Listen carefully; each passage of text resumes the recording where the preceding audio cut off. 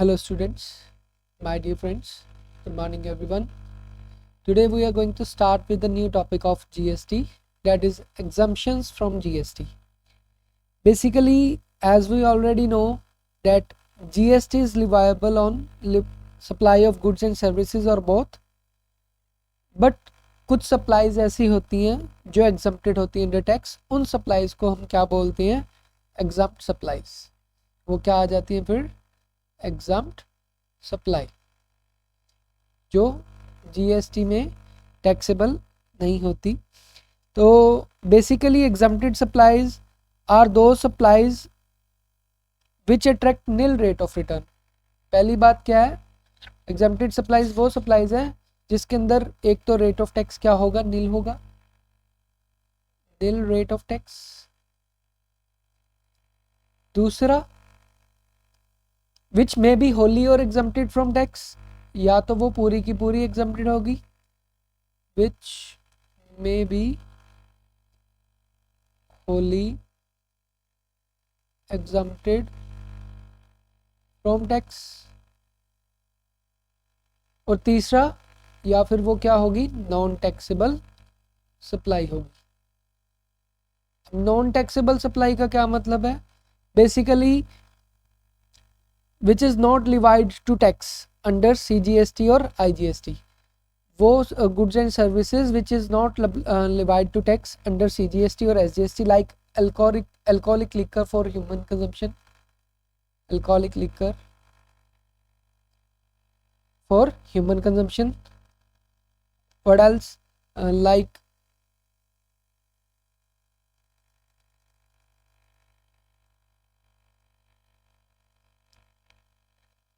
non-taxable supplies, alcoholic liquor for human consumption, motor vehicle spirit. All these are known as non-taxable supplies.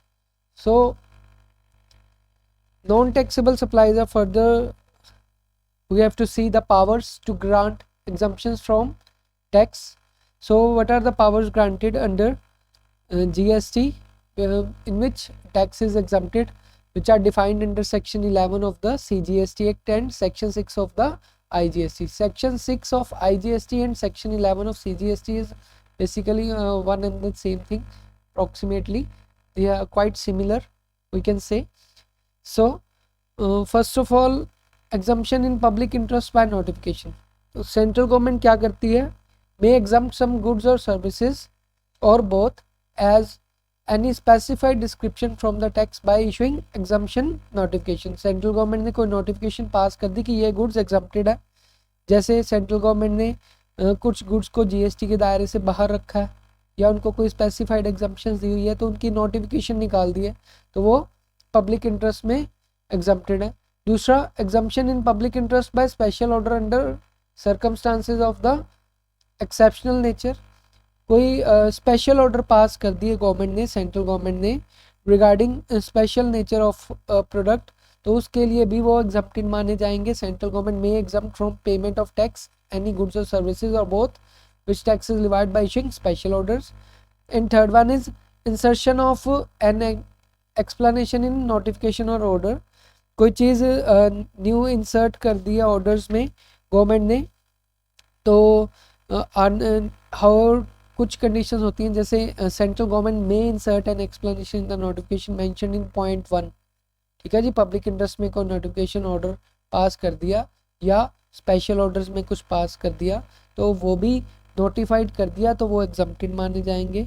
Last में आया था mandatory exemption. Mandatory exemption क्या होती है?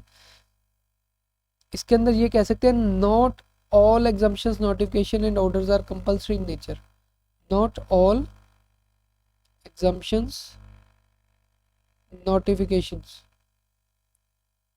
कहते भी सारी एग्जम्पशंस नोटिफिकेशन कंपल्सरी नेचर की नहीं होती. Compulsory in nature.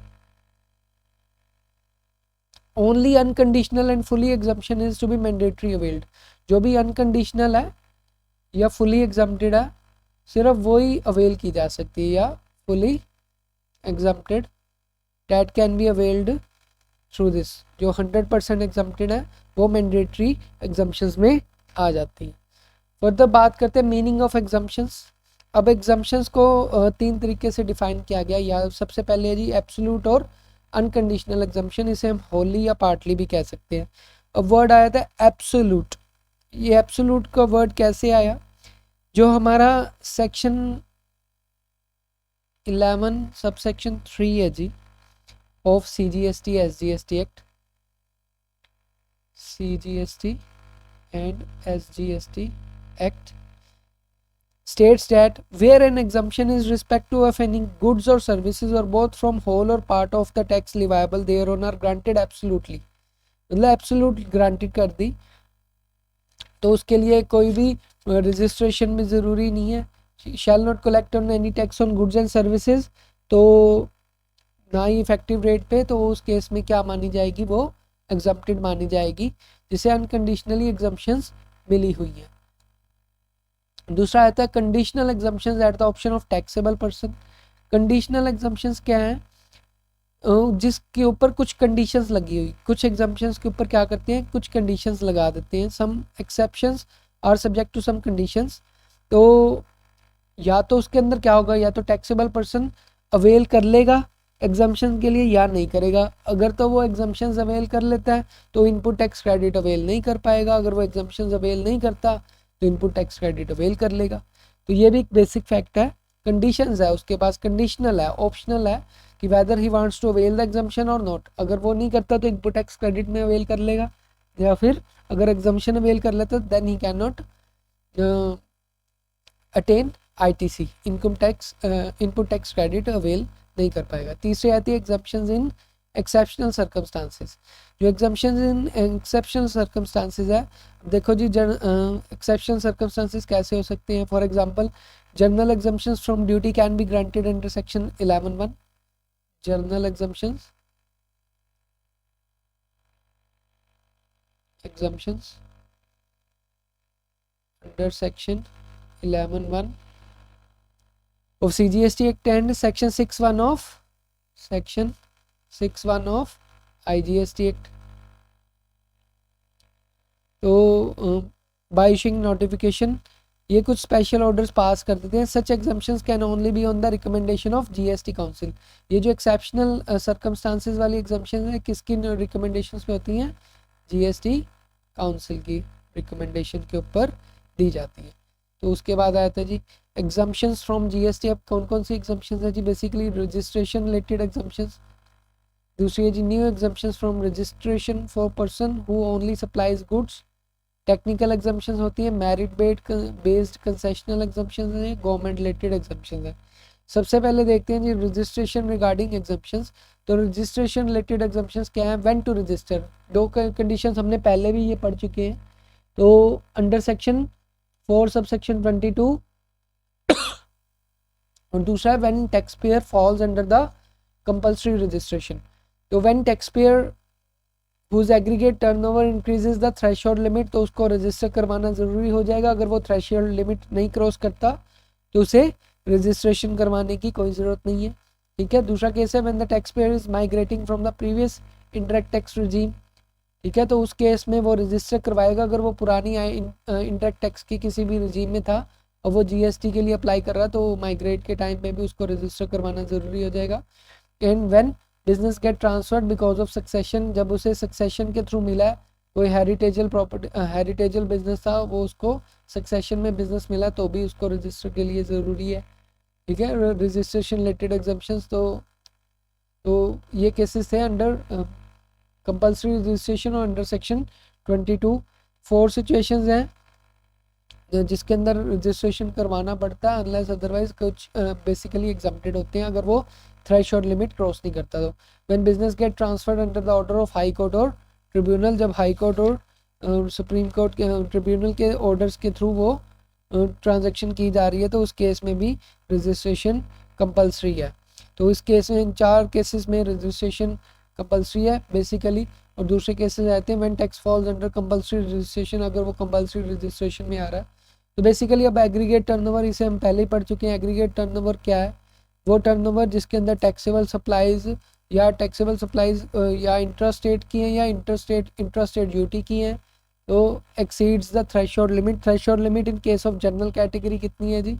General category में 20 लैक्स है, पढ़ चुके हैं हम 20 lakhs, and special category states में 10 लैक्स। बट ये जो हमारी 20 लैक्स वाली लिमिट है ये विद इफेक्ट फ्रॉम 1/9/2019 क्या चेंज हो गई है, जो कि हमारी 40 लैक्स कर दी गई है। तो बेसिकली विद लेटेस्ट नोटिफिकेशन ये चेंजेस आएंगे। 40 लैक्स की exemptions aggregate turnover 1/4/2019 sorry 1/4/2019 exemptions limit में चेंजेस आई हैं। वैसे जनरल डिडक्शंस 20 लाख की जो कि अब 40 लाख भी हो चुकी है with latest amendment, and 10 lakh for special category states. तो स्पेशल कैटेगरी स्टेट्स कौन सी हैं? मेघालय, मिजोरम, अरुणाचल प्रदेश, त्रिपुरा, मणिपुर, असम, नागालैंड, सिक्किम, उत्तराखंड, जम्मू कश्मीर, हिमाचल प्रदेश, ये सब कौन सी है? स्पेशल कैटेगरी स्टेट्स हैं। इसके अंदर थ्रेशोल्ड लिमिट हमारी कितनी है? 10 लैक्स है। अगर एक्सीड्स कर लेंगी तो रजिस्ट्रेशन करवानी कंपलसरी है जी, अनलेस अदरवाइज वो नेसेसिटी नहीं है। उसके बाद आ जाइए new exemptions from registration for person who only supplies goods. अब ये देखो, जो पर्सन सिर्फ गुड्स सप्लाइज कर रहा है उस केस में any person who supplies only goods whose aggregate turnover is greater than 40 lakhs rupees, less than 40 lakhs, then no need of registration. If exceeds 40 lakh, then there is need for registration, except for compulsory registrants, supplied and suppliers, specified state supplies. मतलब अगर कुछ उन्होंने specified state supplies में किया तो उसके लिए registration necessary है। अगर वो कंपलसरी रजिस्ट्रेशन में आता है तो भी नेसेसरी है। स्पेसिफाइड एंड सप्लाईज में आता है तो स्पेसिफाइड बाय लॉ है तो उस केस में भी वो उसकी रजिस्ट्रेशन नेसेसरी है, अनलेस अदरवाइज उसको रजिस्टर करवाने की ज़रूरत नहीं है अगर उसकी एग्रीगेट टर्नओवर 40 लाख से एक्सीड नहीं करती। उसके बाद आता है टेक्निकल एग्जम्पशंस। अब टेक्निकल एग्जम्पशंस की बात करते हैं। टेक्निकल एग्जम्पशंस कौन सी हैं जी? One person not liable. Technical exemptions basically section 23 में आया था। One person is not liable for registration, aggregate turnover exceeds 20 lakh और 10 lakh, even then personal not liable for registration. For example अब ये कौन सी हैं जिसमें एक्सीड्स भी कर गई एग्रीगेट टर्नओवर 20 लाख और 10 लाख से, बट फिर भी वो रजिस्ट्रेशन के लिए लायबल नहीं है। वो तो कौन कौन सी एग्जाम्पशन है? पहली है person making exempted supplies under section 23(1)(a), ठीक है जी, एग्जम्प्टेड सप्लाईज कर रहा है तो वो उस केस में भी वो रजिस्ट्रेशन करवाने की ज़रूरत नहीं है। दूसरे आते हैं जी एग्रीकल्चरिस्ट 23(1)(b) के अंदर, उनको भी रजिस्टर करवाने की ज़रूरत नहीं है। तीसरी आती है special category of person under section 23 subsection 2, तो सबसेक्शन 2 उसके केस में क्या है जी? पर्सन। लास्ट में आते हैं अदर एग्जम्पशंस जो .4 to .10 एक्सप्लेन है। तो जैसे पर्सन एग्जम्प्टेड अंडर सप्लाईज, तो कुछ पर्सन जिसकी एग्जम्प्टेड अंडर सप्लाईज है उस केस में चाहे वो एक्सीड कर जाए 20 लाख या 10 लाख से तो उस केस में भी रजिस्ट्रेशन करवाने की ज़रूरत नहीं है। तो इस केस में if the person is partially engaged in supplying non taxable supplies and partially in taxable supplies he will have to obtain registration. अगर तो ये person partially non taxable supplies में डील कर रहा है और पार्शली टैक्सेबल सप्लाईज में deal कर रहा है तो उस केस में उसको रजिस्ट्रेशन करवाना ज़रूरी हो जाएगा if the aggregate turnover exceeds 20 lakh और 10 लाख। बट अगर वो नॉन टैक्सेबल सप्लाईज में तो बेसिकली फिर टेक्निकल एग्जम्पशंस के अकॉर्डिंगली उसको रजिस्टर करवाने की ज़रूरत नहीं है। दूसरे हमने एग्रीकल्चरिस्ट की बात की। एग्रीकल्चरिस्ट कौन है? कोई भी इंडिविजुअल या एचयूएफ जिसकी खुद की ऑन लेबर है या लेबर ऑफ द फैमिली है या सर्वेंट और वेजेस पेबल इन कैश और hired labours under personal supervision और person supervision of any member of the family.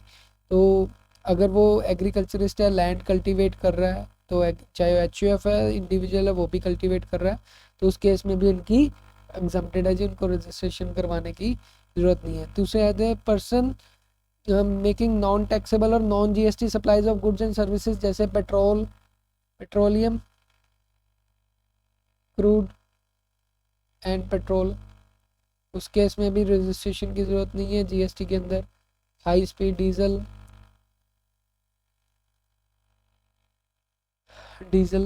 Alcohol for human consumption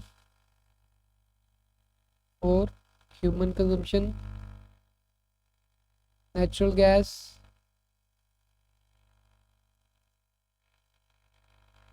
या aviation turbine fuel, aviation turbine fuel, इन सभी cases में ये क्या है जी, नॉन टैक्सेबल है। इस केस में रजिस्ट्रेशन जीएसटी के अंडर जरूरत नहीं है, इनको आउट ऑफ द जीएसटी रजीम रखा गया। ठीक है, तो अदर एग्जाम्पशंस में आ जाती हैं जैसे कुछ activities which are neither supply of goods nor services, like service by an employee, service by an court और tribunal, functions and duties of MPs, MLAs, member of panchayat, municipalities, ठीक है, and other authorities, funeral services, sale of land and building, actionable claims, ये सभी आ जाते हैं। तो ये सभी टेक्निकल सप्लाईज में आ जाता है। उसके बाद लास्ट में आया था जी merit based concessional exemptions. Merit based concessional exemptions क्या है, जिसके अंदर कॉम्पोजिशन स्कीम की बात करते हैं। कॉम्पोजिशन स्कीम जैसे कि बताया कि ऑप्शंस होती हैं जीएसटी वालों के पास, either they can avail a composition scheme अगर उनकी एग्रीगेट टर्नओवर कुछ लिमिट से एक्सीड नहीं करती, वो स्मॉल बिजनेस ऑपरेटर्स है। जैसे हमारी इंडियन इकोनॉमी में क्या है, जो स्मॉल एंड मीडियम एंटरप्राइजेज हैं या स्टार्टअप बिजनेस चला रहे हैं, वो क्या कॉम्पोजिशन स्कीम अवेल कर सकते हैं। इसकी एक खास बात है कि आईटीसी नहीं ले सकते इसके अंदर, ठीक है जी, इनपुट टैक्स क्रेडिट नहीं मिलता। Small and medium enterprises and startups may feel it difficult to comply with these provisions. तो जीएसटी प्रोविजंस फॉलो करनी स्मॉल स्केल्स के लिए मुश्किल होता है, तो उनके लिए कॉम्पोजिशन स्कीम ले ली जाती है, जिसके अंदर फिक्स रेट ऑफ इंटरेस्ट पे बड़ी स्मॉल अमाउंट्स पे, कंसेशनल अमाउंट पे कह दो कि टैक्स पे किया जाता है। To lower the burden of compliance of small scale business and composition scheme has been introduced by the GST law, where the taxable person has to pay tax at a minimum rate based on the turnover. तो उसके अंदर कैसे आया था, जैसे manufacturer ने अगर किसी ने लिया हुआ है जो कंपोजिशन स्कीम अवेल करी है, तो 1% रेट ऑफ CGST, 1% SGST है। रेस्टोरेंट सर्विसेज कोई दे रहा है, रेस्टोरेंट सर्विसेज, तो उस केस में अब पहले 5% था, अब 2.5 रह गया जी, ठीक है जी, पहले 5 था, अब 2.5। और ट्रेडर्स और any other suppliers eligible for composition scheme, उस केस में 0.5% CGST और SGST, ये रूल्स स्पेसिफाइड सब्सिडाइज रूल्स हैं कॉम्पोजिशन लिवाई के, ये लिवाई किए जाते हैं। तो जिनकी aggregate turnover of registered person during the financial year 1.5 crore से ज़्यादा एक्सीड नहीं करती, वो कॉम्पोजिशन स्कीम का बेनिफिट ले सकते हैं। ये हमने कॉम्पोजिशन स्कीम वाले चैप्टर में किया है। लास्ट में आता है government related exemptions. Government related exemptions कौन सी है कि गवर्नमेंट ने स्पेसिफाई कर दिया, गवर्नमेंट कौन सी, सेंट्रल गवर्नमेंट, ठीक है, CGST एक्ट के अंदर, या SGST स्टेट गवर्नमेंट, दोनों ही आ जाती हैं, या कोई लोकल अथॉरिटी जो कि कोई पंचायत है, म्यूनसिपैलिटी है, म्यूनसिपल कमेटी है, कंटोनमेंट बोर्ड है या डेवलपमेंट बोर्ड है, वो सभी इसमें आ जाती है, तो वो भी एग्जम्प्टेड है जी सर्विसेज से। तो इसमें कौन सी आती है, service by government related to functions under article 243W, या फिर services by government to non business entity, to individuals are exempted, service by government to business entity whose turnover is up to 20 lakh, वो भी exempted है। Service up to 5000 supplies supplied by government, तो उस case में भी exempted है। तो ये कुछ उसके बाद आए थे exemption in respect of government related exemptions के बाद आते हैं exemptions to immovable property, exemptions to immovable property, ठीक है जी। इसके अंदर रियल एस्टेट की बात करो, sale of building is neither supply of goods not supply of services, तो इमूवेबल प्रॉपर्टी का आ जाता है इसका। या फिर exemptions to financial services, exemptions to financial services like service of bankings, FIs, non banking financial institutes, companies and non-banking financial companies, sale or purchase of foreign exchange among banks or dealers is exempted. Exemptions to tax on bank charges for cashless transactions, तो 2000 की cashless transactions के ऊपर भी exempted है जी, ठीक है। Supply of money is neither goods और services, services supplied by RBI and SEBI, ये सभी क्या गवर्नमेंट एग्जम्प्टेड सप्लाईज में आ जाती हैं। तो इन सभी के अंदर एग्जम्पशंस है जी GST के अंदर। So I hope you like the lecture. If you have any query, you can put it into the comment below. Thank you so much.